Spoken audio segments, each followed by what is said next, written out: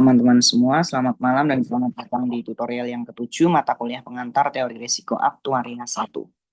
Di tutorial kali ini, kita akan membahas mulai dari discrete distribution untuk AB0 kelas, AB1 kelas, kemudian Poisson gamma mixture model, frekuensi modification, aggregate loss model untuk compound variance, sampai aggregate loss model normal approximation.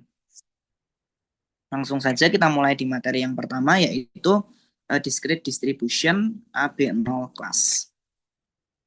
Nah, jadi discrete distribution ini biasa kita gunakan untuk frekuensi claim. Nah, yang paling umum untuk AB0 class ini adalah ada 3 distribusi, yaitu Poisson binomial dan negatif binomial. Sedangkan untuk geometrik ini sebenarnya adalah special case dari negatif binomial. Nah, untuk distribusi AB0 kelas ini, kita misalkan peluang untuk N sama dengan K itu adalah PK. Nah, satu distribusi itu termasuk AB0 kelas jika memenuhi recursion ini, yaitu PK per PK-1 sama dengan A plus B per K untuk K lebih besar sama dengan 1. Nah, rekursi formula ini ngebuat kita bisa ngehitung probabilitas, misal probabilitas ke K gitu, secara rekursif ketika kita udah tahu si P0-nya. Jadi kita bisa ngitung P1 dan seterusnya itu secara rekursif kalau kita udah tahu P0-nya. Seperti itu. Dengan rumus ini. Dan yang termasuk AB0 kelas itu ada 3 tadi, yaitu Poisson binomial dan negatif binomial.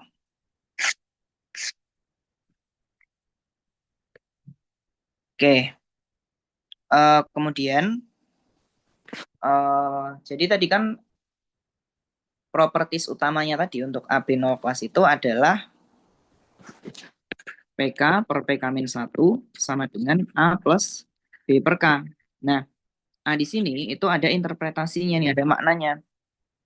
Jadi ketika nanti A-nya itu lebih dari 0, maka distribusinya itu adalah negatif binomial. Kemudian jika A-nya sama dengan 0, itu distribusinya adalah Poisson. Dan jika A-nya kurang dari 0, maka distribusinya adalah negatif binomial. Kemudian khusus untuk distribusi AB0 kelas ini, itu kita bisa mencari mean ataupun variansnya dengan menggunakan informasi A dan B yang diperoleh tadi.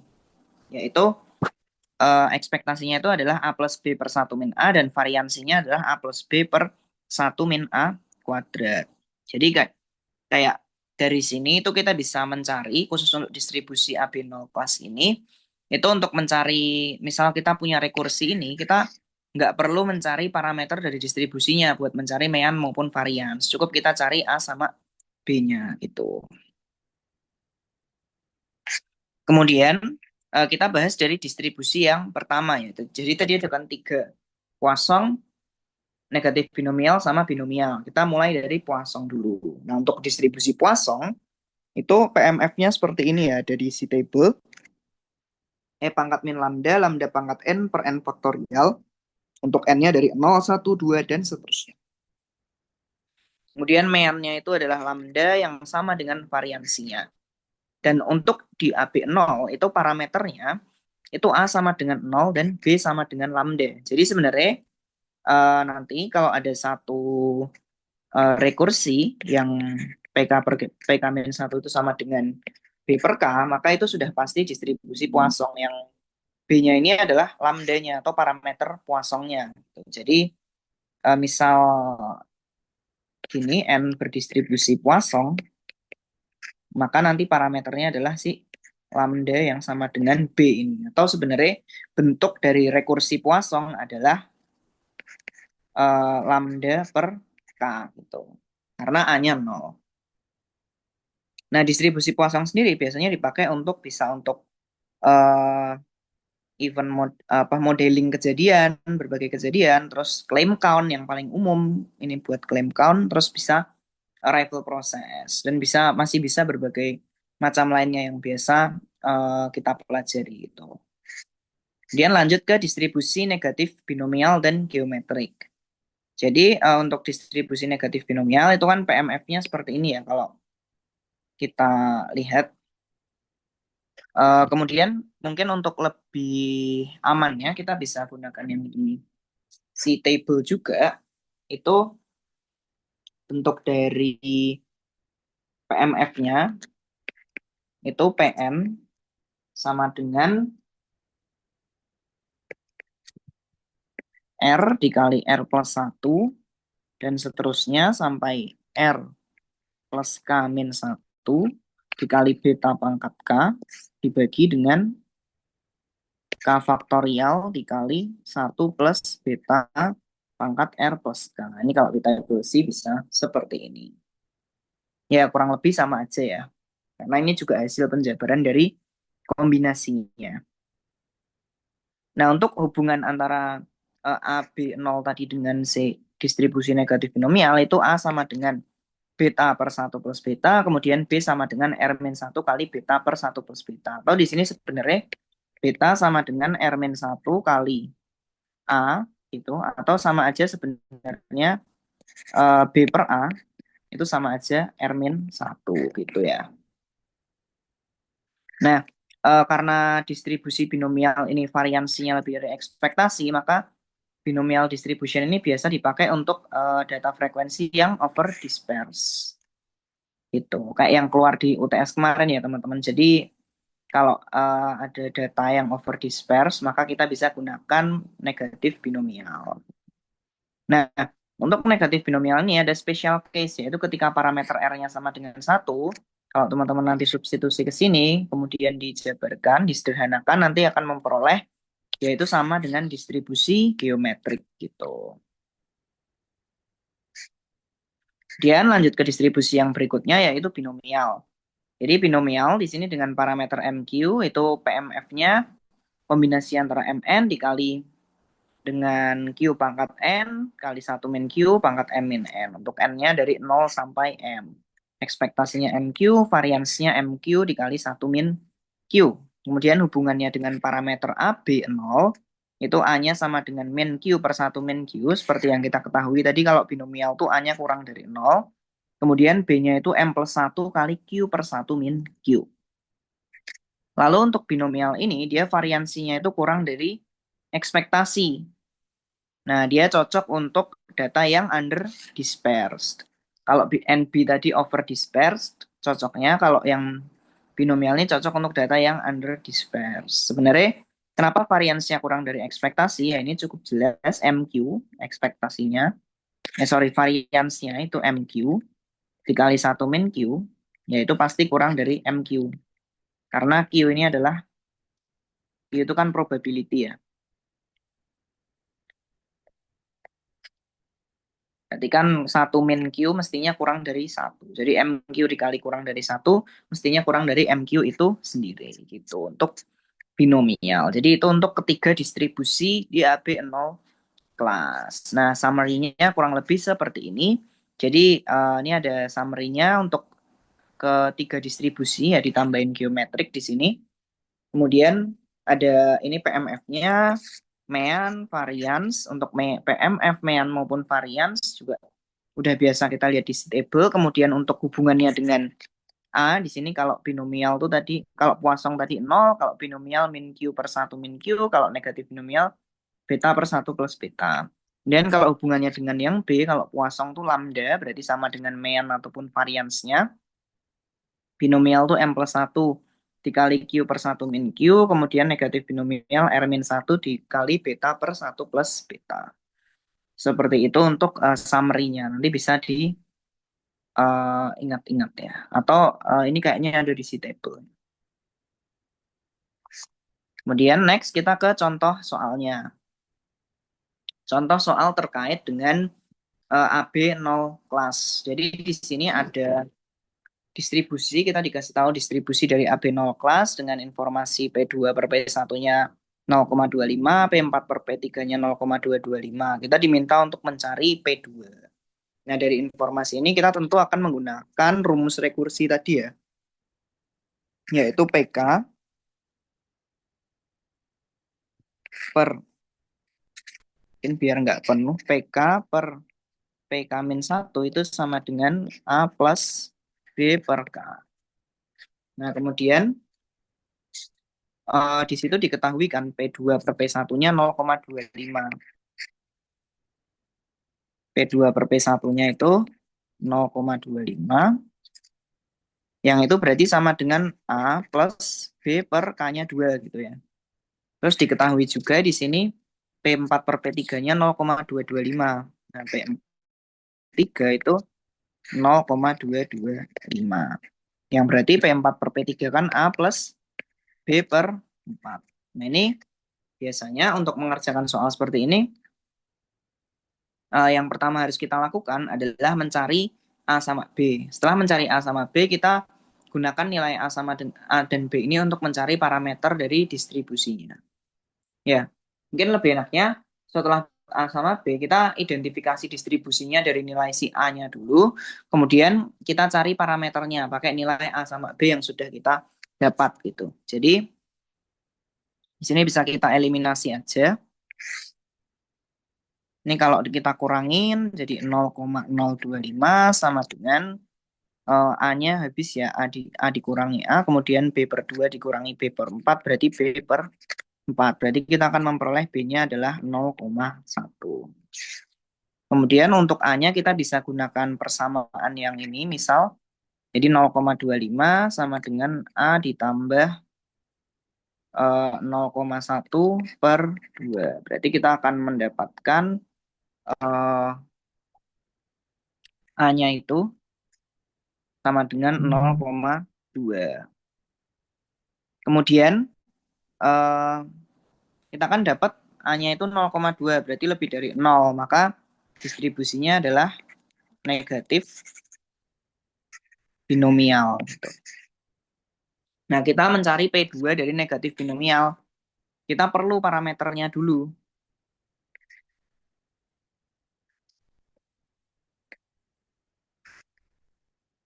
Nah, kita untuk mencari parameternya itu bisa menggunakan hubungannya tadi ya. Di sini misal negatif binomial, di sini tadi aku tulis nih. Ada aku tambahin di sini untuk A sama dengan ini, B sama dengan ini, dan di sini ada B per A itu sama dengan R-1 nih. Berarti kita bisa gunakan B per A sama dengan R-1. Nah, B-nya tadi 0,1, A-nya itu 0,2, berarti 0,1 per 0,2 sama dengan R-1, berarti R-nya kita dapat 1,5. Kemudian kita bisa gunakan formula A sama dengan beta per 1 plus beta. Berarti 0,2 sama dengan beta per 1 plus beta. Nanti kita akan memperoleh betanya itu adalah 0,25. Nah, kita mencari P2 nih sekarang. Kita udah dapat parameter R sama beta, berarti dia N katakanlah berdistribusi negatif binomial dengan parameter R-nya 1,5, betanya 0,25. Tuh, berarti kita hitung aja P2.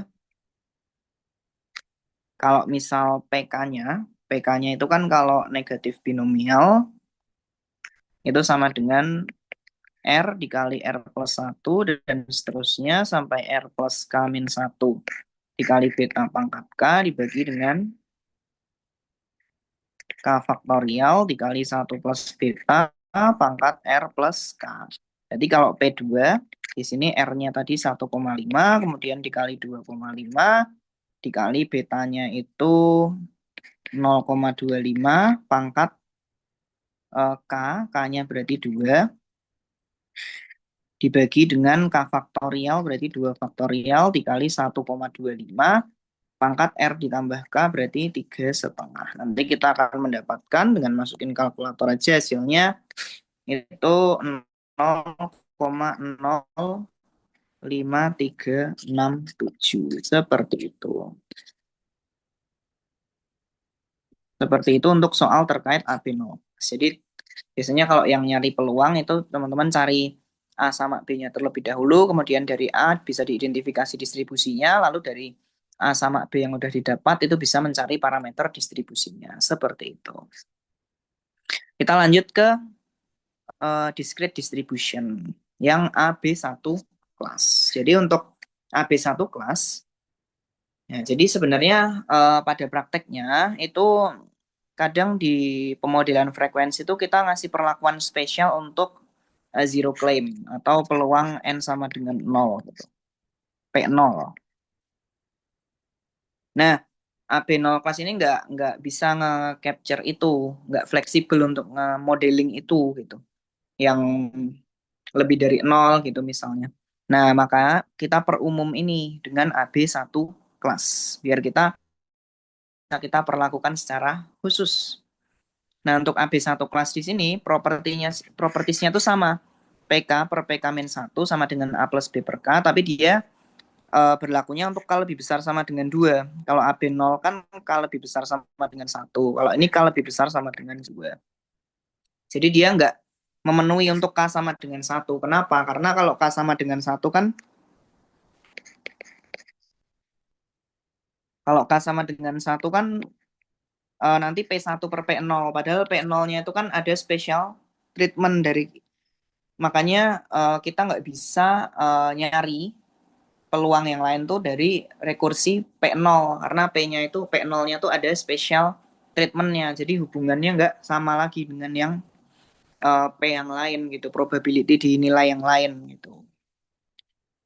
Nah biasanya AB1 kelas nih eh kepakai buat zero truncate distribution, zero modified, sama data yang dia zero claim-nya tuh agak unusual gitu. Nah, yang biasa kita bahas dan keluar ini adalah zero truncate dan zero modified. Jadi apa itu? Nah, untuk zero truncate itu kita nge-exclude ya. Kita nge-exclude peluang N sama dengan 0 atau P0. Kita nge-exclude P0. Nah, di sini biar gampang kita definisiin untuk yang truncated itu P0 yang truncated itu sama dengan 0. Jadi kita nggak menghitung nih yang P0-nya gitu. Nah, untuk N lebih dari 0, itu probabilitasnya kita rescale dengan kita nge-remove si P0. Atau sebenarnya ngitung PNT, itu sama aja kita ngitung peluang yang biasa dibagi dengan peluang N lebih dari 0 gitu. Karena kita exclude si apa namanya P0. Nah, makanya kita rescale dengan ini tuh biar apa? Agar P1, P2 dan seterusnya itu jumlahnya 1 gitu. Tanpa harus kita nge-include si P0 gitu. Jadi intinya di sini zero truncate itu apa? Kita nge-exclude P0. Seperti itu. Nah, untuk example-nya di sini ada zero truncate Poisson dan zero truncate geometric. Nah, itu ada semuanya ada di si table ya untuk zero truncate ini. Jadi uh, harusnya aman, bisa lihat dari si table untuk rumus-rumusnya. Selanjutnya itu untuk zero truncate, kita ke zero modified. Nah, zero modified itu kita tuh ngerubah nih. Ya, ini kayak kita ngerubah peluang yang 0 gitu. Jadi kayak peluang yang 0 tuh kita modifikasi. Kalau yang tadi kan kita exclude, kita remove. Yang ini kita modifikasi. Nah, ini kita bisa definisikan P0 modified itu sama dengan 1 min C. Dengan C ini konstanta yang ya kayak probability ya. Dia antara 0 sampai 1. Kemudian untuk nyari yang zero modified, ini kita bisa gunakan seperti ini rumusnya. Jadi Pn modified itu sama dengan C dibagi 1 min P0 dikali Pn. Nah, di mana kalau teman-teman ingat, di sini Pn sama aja Pn dibagi 1 min P0 dikali C gitu. Nah, Pn dibagi 1 min P0 itu sama dengan Pn truncate tadi. Nah, C-nya itu sama dengan 1 min P0M. Jadi teman-teman bisa pakai rumus ini, bisa pakai rumus ini juga untuk menghitung zero modified gitu. Nah, maka dari itu nanti special case-nya kalau C sama dengan 1, dia bakalan jadi zero truncat ya. Ini kan kalau C-nya 1, ya udah berarti ini jadinya cuman PN per 1 min P0 yang mana itu adalah zero truncat. Nah, ini biasanya berguna kalau observe zero-nya tuh lebih sering daripada yang expected atau dia less frequent gitu. Pokoknya kayak dia tuh peluang zero-nya tuh unusual atau punya karakteristik tersendiri, makanya kita harus perlakukan secara khusus gitu untuk zero modified ini. Nah, selanjutnya eh, untuk zero modified ini juga kita bisa hitung mean sama variansnya nih dengan menggunakan informasi zero truncat ya. Jadi di sini misal M itu adalah mean dari zero truncat, kemudian V itu varians dari zero truncat, dan C itu 1 min P0 modified. Nah, maka mean dari modified distribution itu adalah C dikali M. Kemudian varians dari zero modified itu adalah C dikali 1 min C, M squared, ditambah CV. Ini ada di si table ya, jadi bisa dipakai aja. Kemudian kan ini ngambilnya dari mean sama variansnya zero truncat kan. Nah, zero truncatnya itu nanti juga ada di si table gitu. Itu untuk zero modified dan zero truncat atau untuk AB satu kelas ya overall. Nah, kita ke contoh soal untuk yang AB satu kelas. Jadi di sini random variable n itu mengikuti zero modified Poisson. Nah, kita dikasih informasi peluang n sama dengan satunya 0,25, peluang n sama dengan 2-nya 0,1. Kita diminta menghitung P0 atau probability zero. Nah, untuk apa zero modified Poisson kan dia tetap memenuhi tadi ya properties tadi PK per PK min 1 modified gitu. Itu kan sama dengan kalau Poisson teman-teman ingat A-nya 0, jadi dia tinggal lambda per K karena B-nya sama dengan lambda. Nah, ini kita udah tahu tadi P2 sama P1. Berarti P2M dibagi P1M itu sama dengan lambda per K atau lambda per 2. Berarti P2-nya tadi 0,1 dibagi 0,25 itu sama dengan lambda per 2. Berarti kita bisa dapat lambdanya adalah 0,8. Nah, kemudian untuk mencari P0 itu kita bisa gunakan relasi yang ini tadi. PNM sama dengan 1 min P0M kali PNT. Jadi PNM, PN modified sama dengan 1 min P0 modified dikali PN truncat gitu. Nah, berarti untuk PN modified kita bisa ambil salah satu dari yang diketahui ini. Yang enak yang 1 P1 aja ya. Berarti P1 modified sama dengan 1 min P0 modified dikali P1 truncat. Nah, P1 modified itu kita bisa tahu tadi ada di soal berarti 0,25 sama dengan 1 min P0 modified dikali P1 truncat. Nah, di sini kan kita mau nyari P0 modified.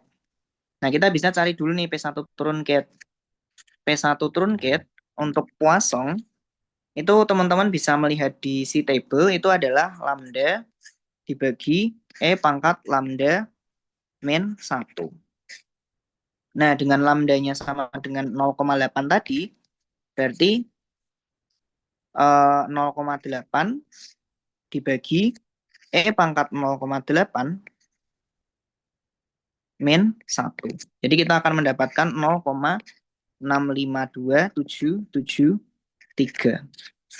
Nah, kemudian kalau kita konstruksikan di sini, 1 min P0M itu sama aja 0,25 per P1T gitu. Berarti P0M sama dengan 1 min 0,25 dibagi P1T. Jadi sama aja 1 min 0,25 per 0,652773. Jadi kita akan memperoleh hasil P0M atau probability zero yang modified itu adalah 0,617018. Seperti itu. Jadi ini cukup memerlukan si table ya untuk mengerjakan yang zero modified ini. Sebenarnya AB1 kelas maupun AB0 kelas sama-sama perlu si table sih. Seperti itu, kita lanjut ke yang berikutnya, Poisson Gamma Mixture Model. Nah, jadi misalkan klaim frekuensi atau si N ini dia berdistribusi Poisson, kondisional Poisson, di mana si Poisson ini memiliki parameter lambda, dan lambdanya ini berdistribusi lagi, yaitu distribusinya adalah gamma dengan parameter alpha dan theta, maka nanti unconditional N ini akan berdistribusi negatif binomial parameternya R dan beta, di mana R ini adalah alpha dari gamma tadi dan beta itu adalah theta dari gamma tadi. Nah, maka ekspektasinya unconditionalnya itu adalah R beta dan variansi N yang unconditional itu R beta dikali 1 plus beta. Yang ini sebenarnya ada juga pembuktiannya, cukup panjang. Mungkin cukup diingat-ingat aja terlebih dahulu. Kalau misal uh, N berdistribusi Poisson parameternya lambda dan lambdanya berdistribusi gamma, maka nanti unconditional N-nya akan berdistribusi negatif binomial. Begitu. Kita mungkin biar lebih mudah memahami, kita lanjut ke contoh soalnya. Jadi di sini uh, number of claim itu berdistribusi Poisson dengan mean lambda dan lambdanya di sini berdistribusi gamma dengan variansi 0,2. Nah, nanti hasil dari unconditional distribution-nya itu adalah negatif binomial dengan parameter R beta, sehingga varians dari unconditional-nya itu adalah 0,5. Nah, kita diminta menentukan R kali 1 plus beta. Nah, tadi intinya di sini number of claim N dengan kondisional lambda itu berdistribusi Poisson, parameternya lambda. Kemudian lambda itu berdistribusi gamma dengan parameter alpha theta. Maka di sini unconditional N berdistribusi negatif binomial dengan parameter R beta. Nah, kan diketahui bahwa variansi dari gamanya, jadi variansi dari lambda itu adalah 0,2. Nah, perlu diingat variansinya gamma itu kan alfa theta kuadrat. Berarti alfa theta kuadrat sama dengan 0,2 gitu kan. Nah, di sini kan alfa itu sama dengan R, beta itu sama dengan theta. Berarti kita bisa ubah biar lebih mudah jadi R beta kuadrat itu sama dengan 0,5. Nah, kemudian kita diketahui juga variansi yang N. Variansi N itu adalah 0,5, yang mana ini variansi dari unconditional negatif binomial, berarti variansinya negatif binomial kan R beta dikali 1 plus beta. Nah, kalau kita jabarkan di sini, R beta ditambah R dikali beta kuadrat itu adalah 0,5. Sorry, yang ini tadi 0,2 ya.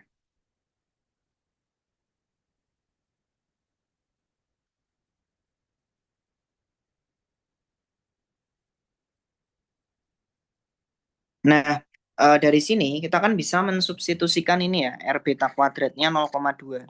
Jadi R beta ditambah 0,2 sama dengan 0,5. Berarti kita bisa memperoleh R betanya itu adalah 0,3. Nah, kita tahu R betanya 0,3, sedangkan R beta kuadrat itu 0,2. Nah, berarti dari sini kita bisa dapat betanya itu adalah ya R beta kuadrat dibagi R beta. Jadi 0,2 dibagi 0,3, yaitu 2/3. Maka R dikali 1 plus beta,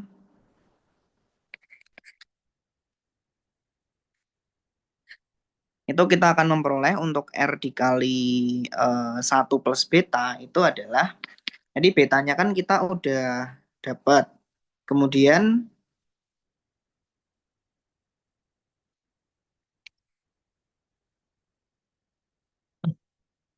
R kali 1 plus beta itu kan sama aja R beta dikali 1 plus beta dibagi beta.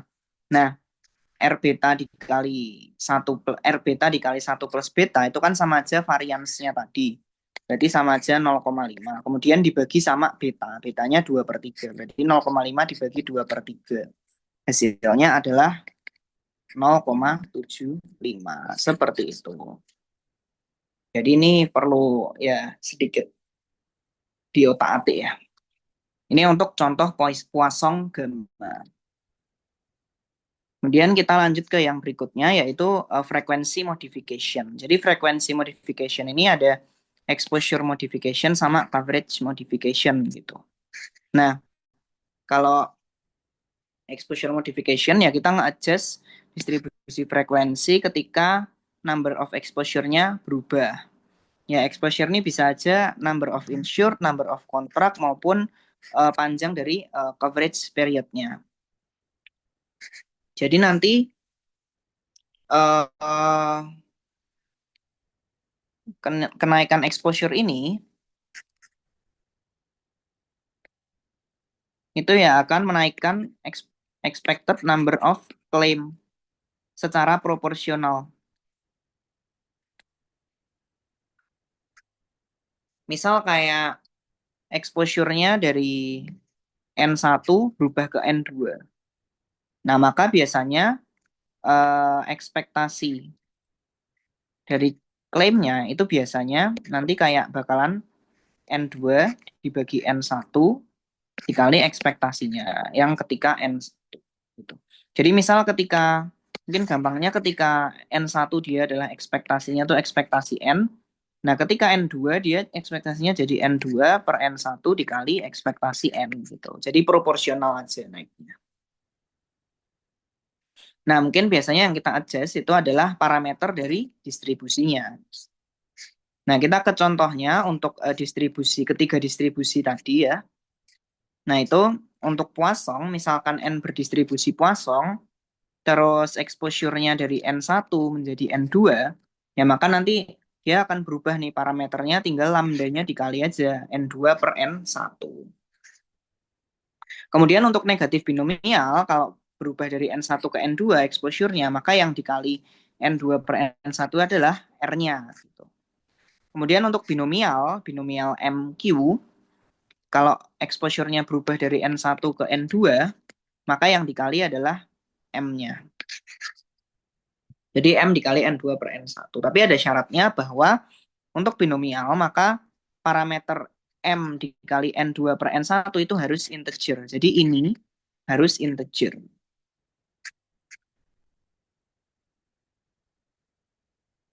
Begitu. Kalau enggak, nanti binomialnya nggak bisa dipakai untuk exposure level yang baru, yaitu N2. Itu untuk exposure modification ya. Jadi ini cuma misal exposure-nya berubah dari misal dari 50 ke 100 ya. Berarti kita tinggal mengalihkan dengan 100 per 50 gitu. Misal dari 50 ke 100 ya udah kita kaliin aja 100 per 50 untuk parameternya. Kalau Poisson tadi lambda, negatif binomial tuh R, kalau binomial tuh M gitu. Sekarang kita ke coverage modification ya. Ini lebih sedikit kompleks dibanding yang exposure. Nah, coverage modification itu nanti kayak dia probability, probability-nya itu kan jadi berubah gitu. Misal di sini ada kayak deductible, kemudian policy limit sama inflation adjustment gitu. Nah, jadi kalau kita mau ngemodifikasi si frekuensinya, ketika dia ada modifikasi coverage, ini misal kita notasikan sebagai V ya. V itu adalah peluang payment lebih dari 0, yaitu peluang klaim lebih deductible. Sebenarnya nanti ini tergantung apa yang dimodifikasi ya. Misal di sini dia ada deductible D, berarti ya V-nya itu adalah peluang loss lebih dari D. Kalau ini kan peluang payment lebih dari 0, ya berarti maksudnya peluang dari klaimnya tuh lebih dari deductible ya, karena payment itu kan hanya terjadi kalau yang loss-nya melebihi deductible. Nah, ini kita misalkan V itu adalah peluang payment lebih dari 0, atau itu sama aja peluang loss-nya itu melebihi dari deductible. Nah, kita cukup adjust aja sih parameternya. Jadi untuk Poisson, itu kita adjustnya V dikali lambda. Jadi lambda itu kan tadi peluang loss melebihi deductible. Jadi nanti ketika misal kalau nggak ada deductible itu ya parameternya lambda. Tapi ketika ada deductible, nanti parameternya jadi V dikali lambda, di mana V adalah peluang X lebih dari D atau peluang payment lebih dari 0. Kemudian untuk negatif binomial, itu betanya ya. Jadi betanya dikali peluang payment lebih dari 0. Kemudian untuk binomial itu Q-nya yang dikali dengan peluang lebih dari 0.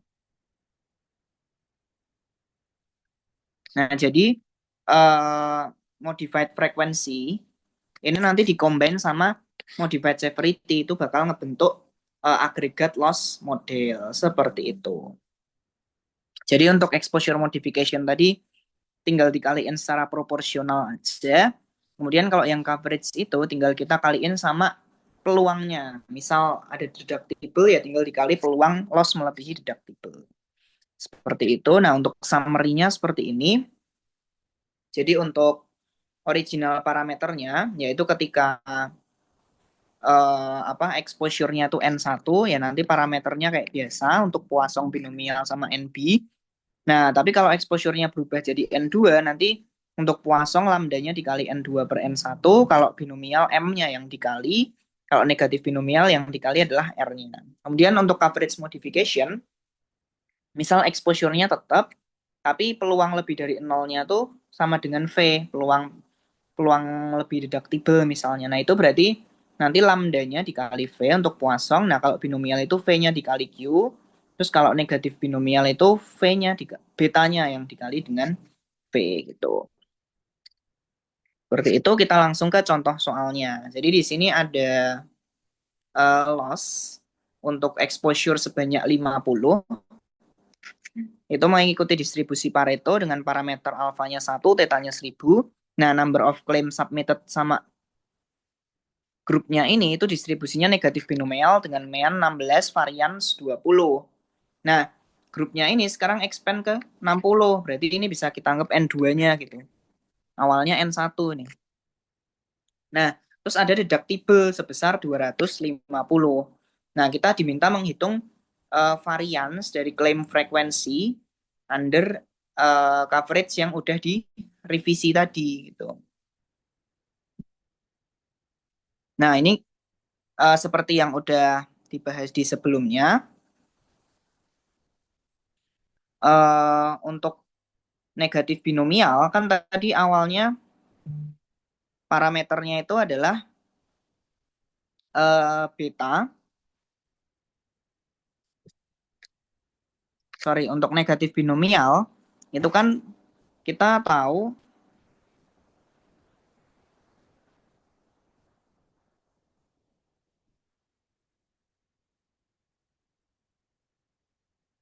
oke, pertama di sini kan ada distribusi loss-nya itu Pareto, kemudian number of claim-nya itu negatif binomial. Nah, kita fokus ke frekuensinya yaitu number of claim. Nah, di sini yang diketahui adalah mean sama varians dari negatif binomial. Berarti kita perlu cari alfa sama betanya dulu. Nah, untuk negatif binomial itu kan meannya itu R dikali beta, yang mana sama dengan 16. Variansnya R beta kali 1 plus beta, yang sama dengan 20. Nah, dari sini kita bisa memperoleh, berarti uh, 16 dikali 1 plus beta itu sama dengan 20.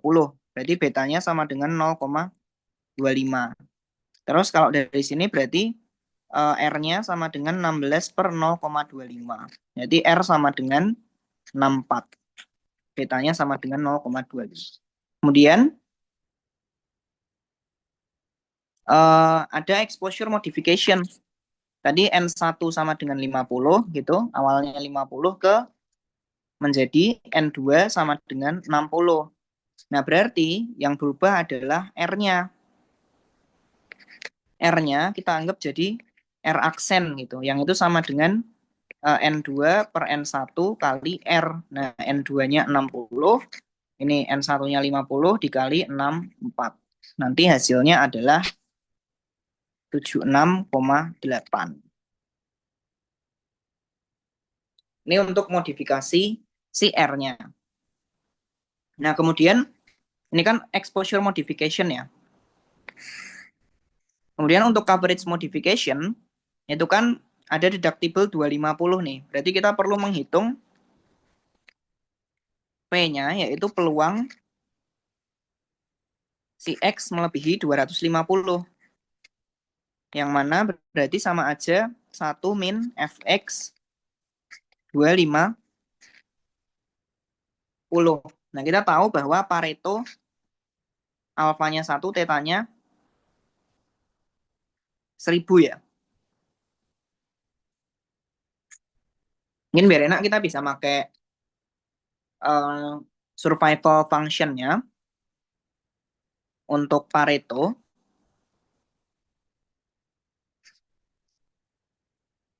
Mungkin kita recall kalau Pareto itu kan survival function-nya Sx sama dengan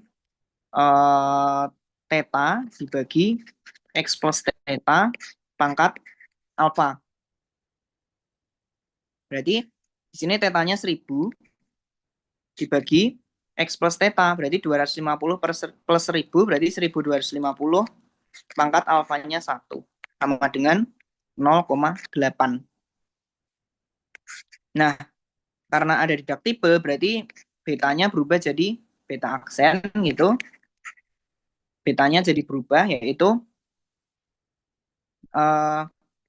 beta dikali V, yang mana V-nya 0,8, terus betanya 0,25, berarti 0,25 kali 0,8. Hasilnya adalah 0,2. Nah, berarti variansinya setelah adanya deductible sama apa tadi, perubahan exposure, itu adalah R aksen, beta aksen dikali 1 plus beta aksen. Nah, R aksennya itu adalah 76,8, beta aksennya 0,2, kemudian ditambah dengan dikali dengan 1,2. Hasilnya adalah 18,432. Seperti itu. Jadi dengan adanya perubahan exposure ini mengubah parameter R-nya, kemudian dengan adanya deductible ini mengubah parameter betanya. Seperti itu untuk exposure dan coverage modification. Kita lanjut ke materi yang berikutnya, yaitu aggregate loss model untuk bagian compound variance. Jadi, aggregate loss model ini ngerepresentasiin total klaim yang dibayarkan oleh si insurernya untuk satu periode tertentu. Biasanya sih setahun ya. Di mana di sini X ini adalah severity-nya atau loss-nya, besar klaim untuk tiap kejadiannya.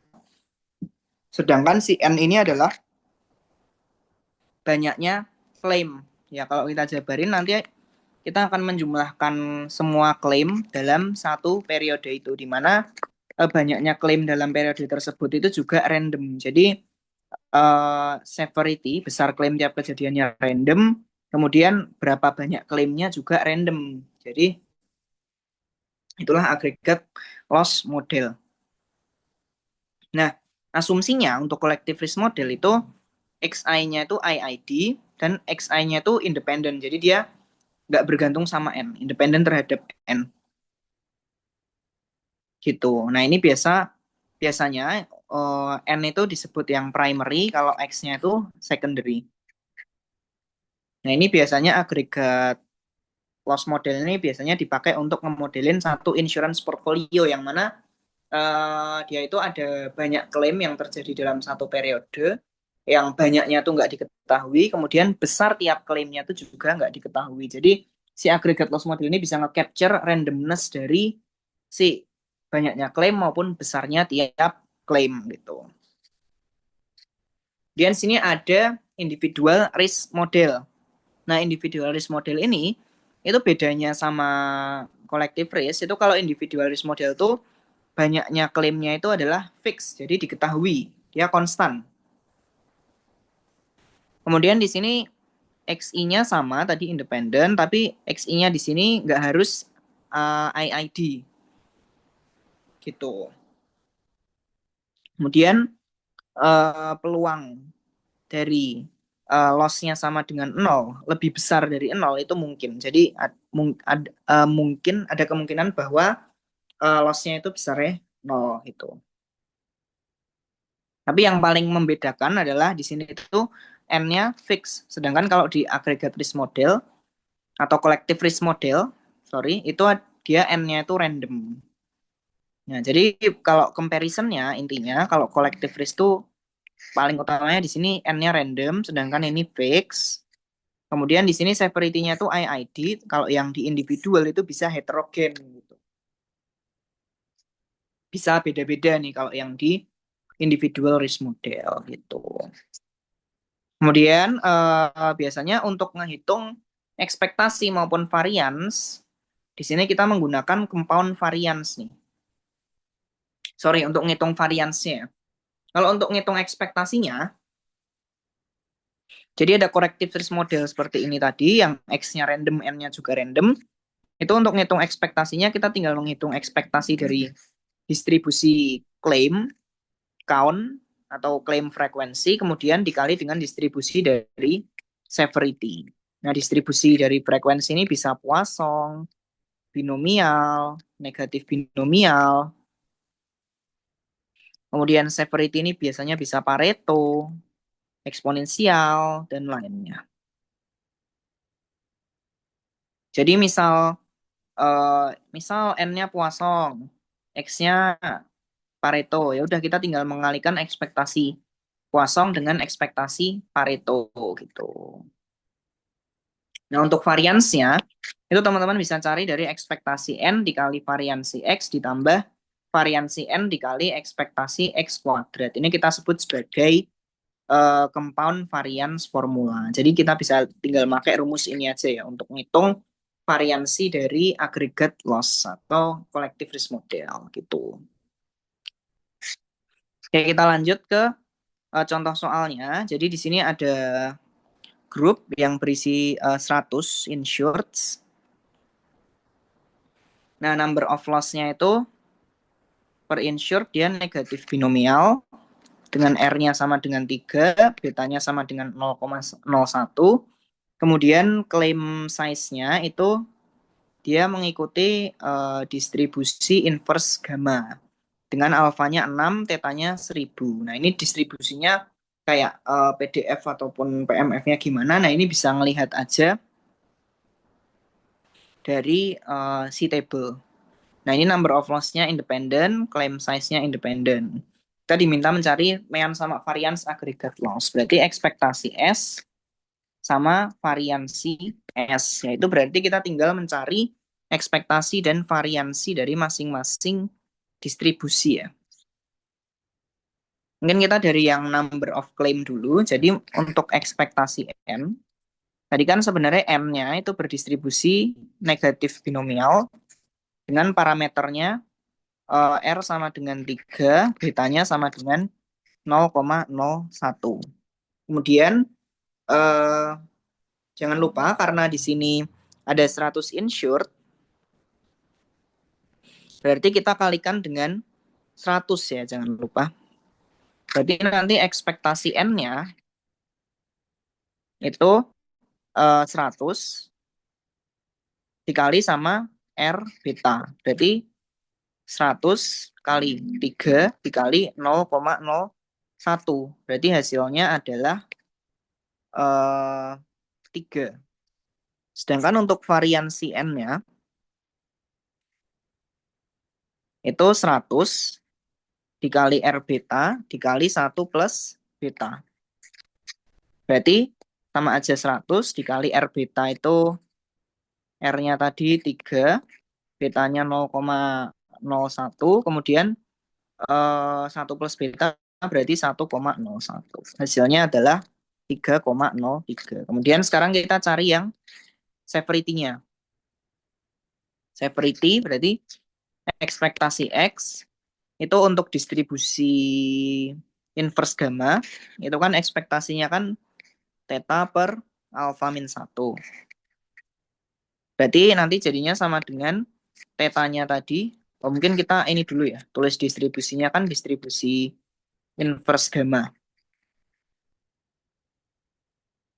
Dengan parameternya itu alfanya 6, tetanya 1000.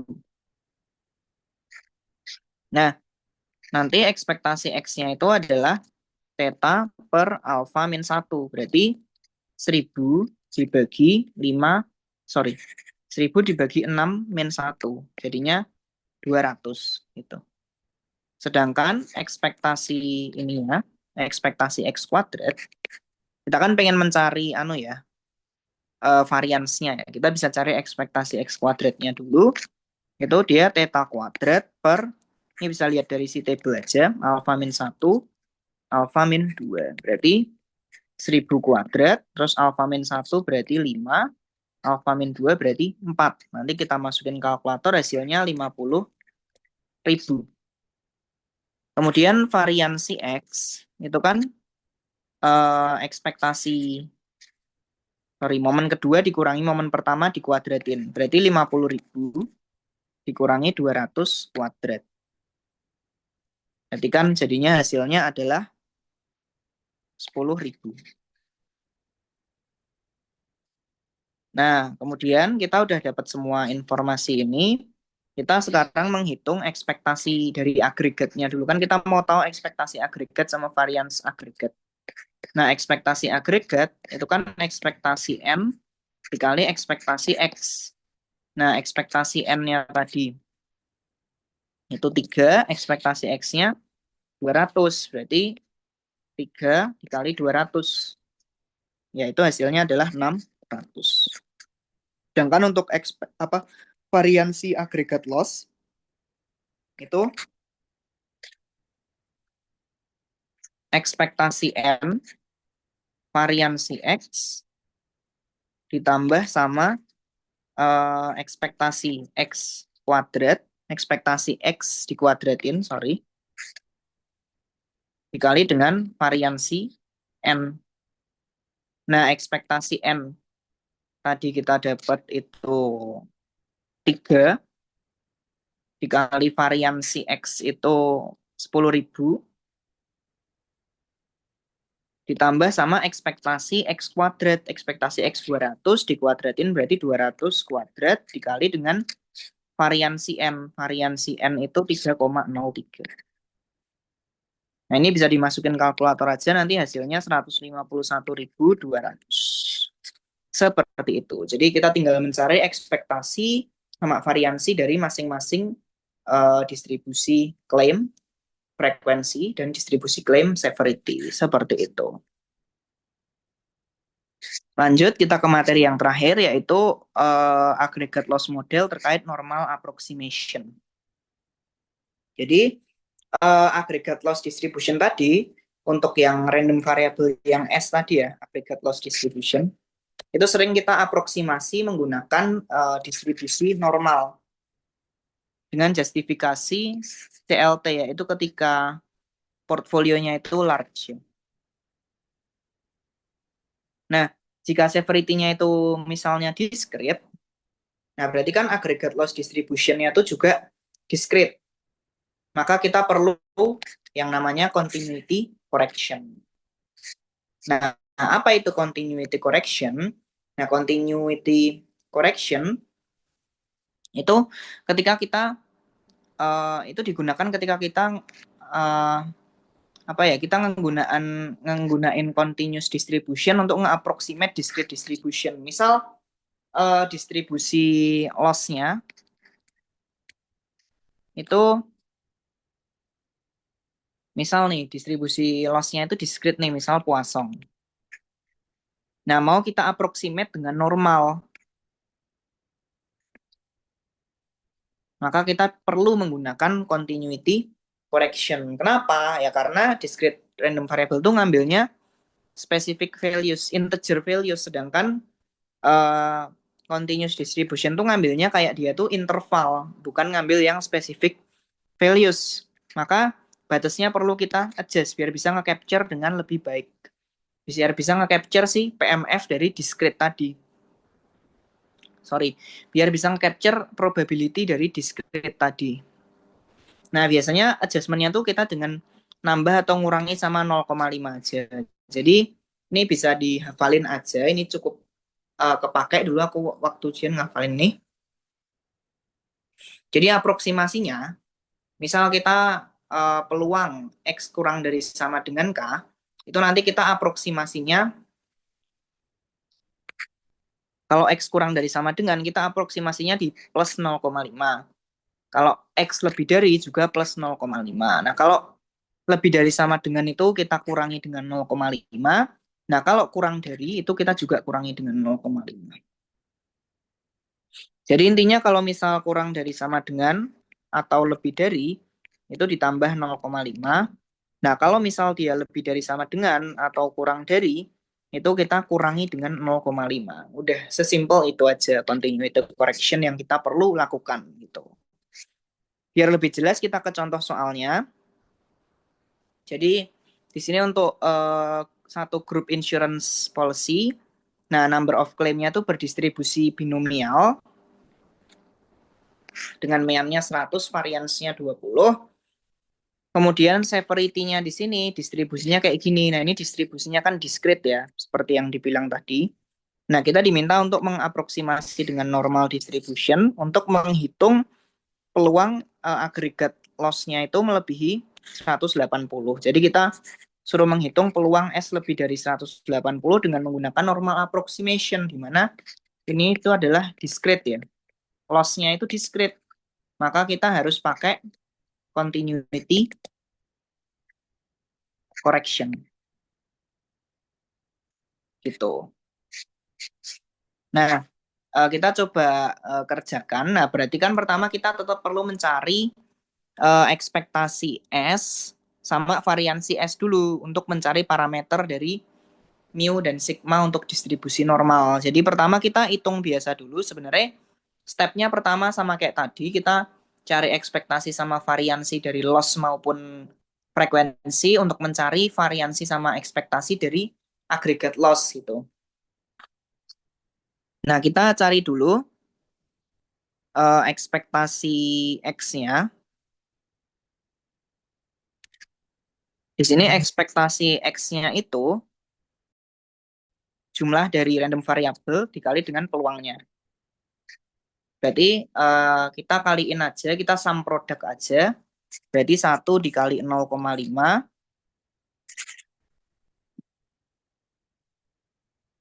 ditambah 2 kali 0,35 ditambah 3 kali 0,1 ditambah 4 kali 0,05. Nah, ini nanti hasilnya dihitung aja pakai kalkulator sama dengan 1,7. Kemudian untuk menghitung variansi dari X, kita hitung momen keduanya terlebih dahulu. Nah, variansi dari X-nya, sorry, momen kedua dari X-nya, kalau momen kedua kan berarti sama, cuman X-nya dikuadratin ya. X kuadrat peluang X.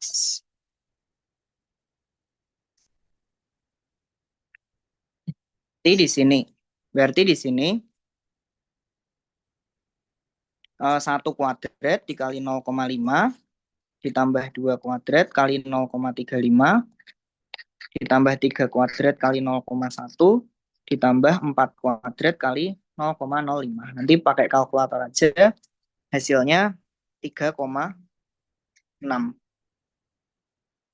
Nah, dari sini kan kita udah dapat ekspektasi sama momen keduanya. Berarti kita bisa mencari variansi dari severity-nya, yaitu momen kedua dikurangi momen pertama dikuadratkan. Berarti 3,6 dikurangi 1,7 kuadrat. Hasilnya adalah 0,71. Nah, dari sini kita udah punya ekspektasi sama variansi dari severity. Nah, kita tinggal lihat, ini udah diketahui bahwa number of claim itu kan tadi distribusinya binomial, mean sama variansinya udah diketahui. Jadi dari sini kita bisa langsung menghitung agregat ekspektasi agregat loss sama variansi agregat loss. Nah, ekspektasi dari agregat loss, jadi ekspektasi N dikali ekspektasi X, ekspektasi N-nya udah diketahui, ini ekspektasi N, ini juga berarti variansi N, ekspektasi N-nya 100, terus variansi dari, ekspektasi dari X-nya itu 1,7. Jadi ekspektasi agregatnya 170.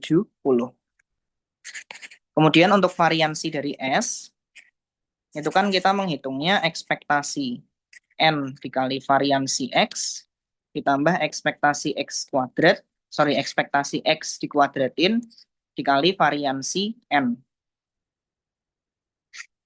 Berarti ekspektasi N-nya tadi kita tahu 100, variansi X udah kita hitung tadi 0,71, kemudian ekspektasi X dikuadratin, berarti 1,7 kuadrat, terus dikali sama variansi dari N, yaitu 20 ya, diketahui di soal. Nanti kita hitung pakai kalkulator, dapat hasilnya itu adalah 128,8. Nah, ini kita udah dapat ekspektasi sama variansi agregat. Nah, ekspektasi S yang sama dengan 170 itu adalah mu dari distribusi normal. Kemudian variansinya itu sama aja, sigma square.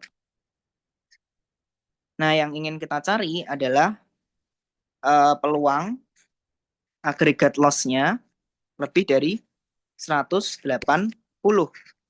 Berarti itu sama aja 1 dikurangi CDF normal, yang dimana kita CDF normal standar.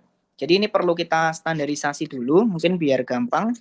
Ini 1 dikurangi peluang S kurang dari 180. Nah, kalau kita standarisasi kan biasanya Z sama dengan X min mu per sigma. Nah, mu-nya udah kita ketahui, sigmanya berarti adalah akar dari varians gitu. Nah, berarti sama aja 1 dikurangi peluang di sini oh iya, jangan lupa di sini karena distribusi dari loss-nya atau severity-nya itu discrete, kita perlu continuity correction. Nah, kayak di sini tadi, kalau di sini kurang dari, karena di sini lebih dari ya, yang dipakai tadi lebih dari, yang pertama berarti kita, yang kita hitung adalah peluang lebih dari 180,5 gitu. Karena di awal di sini lebih dari, maka continuity correction yang kita pakai ya seperti yang di sini. Kalau lebih dari itu makanya plus 0,5. Kemudian setelah itu kita standarkan ya. Langsung aja di sini kita standarisasi karena Z sama dengan X min mu per sigma, berarti kalau kita gunakan ke CDF normal standar, di sini kan 180,5 dikurangi mu, mu-nya tadi 170 dibagi sigma, yaitu akar varians, berarti akar dari 128,8. Nah, ini kita hitung, jadi nanti 1 dikurangi CDF normal standar di 0,93. Nah, ini bisa dicari di tabel normal standar. Nanti kita akan dapat ini nilainya itu adalah 0,8238.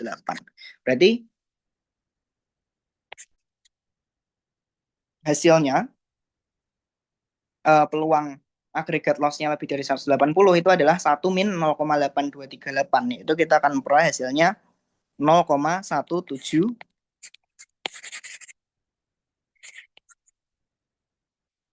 0,1762 seperti itu. Jadi untuk yang normal approximation ini sebenarnya langkahnya sama. Biasanya kita cari ekspektasi sama variansi dari claim frekuensi sama claim size. Terus habis itu kita bisa dapat ekspektasi sama variansi agregat loss. Kemudian kita cari dengan normal standar. Perlu kita standarisasi dulu dengan tadi X min mu per sigma. Jadi CDF dari X min mu per sigma tadi. Dimana jangan lupa kalau misal distribusi dari loss-nya itu discrete, distribusi dari severity-nya itu discrete, kita perlu menggunakan continuity correction.